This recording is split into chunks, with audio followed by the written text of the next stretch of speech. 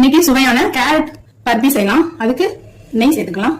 Carrot துருவ carrot சேர்த்துக்கலாம். இதை நல்லா நம்ம வதக்கி விட்டுலாம். இந்த ஸ்மெல் போற வரைக்கும் வதக்கிக்கலாம். இது நல்லா ஃப்ரை ஆகட்டும். இந்த ஸ்டேஜ்ல நம்ம இதுக்கு அடுத்து 1 கப் துருவின தேங்காய் சேர்த்துக்கலாம். நல்லா நம்ம வதக்கலாம்.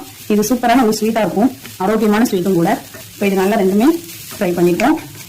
இப்போ அதே கப்பு, அதாவது 1 கப் கேரட், 1 கப் தேங்காய், 1 கப்பு சக்கரை சேர்த்துக்கலாம். வெள்ளை சக்கரை நம்ம சேர்த்துக்கோம். நீங்க நாட்டு சக்கரை வேணா அந்த மாதிரி சேர்த்துக்கலாம். இதோட வாசனைக்காக நீங்க ஏலக்காய் பொடி சேர்த்துக்கலாம். இதை நல்லா இப்போ ஃப்ரை பண்ணலாம்.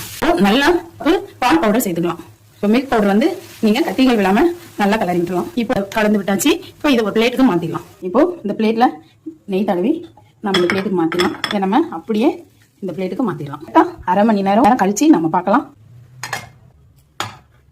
இதுல நெய் இருக்கு இல்லையா, இதுல இப்ப நம்ம கட் பண்ணிடலாம். சூப்பரான முறுமுறுப்பான பர்பி ரெடி ஆயிடுச்சு. இதே மாதிரி செஞ்சு பாருங்க.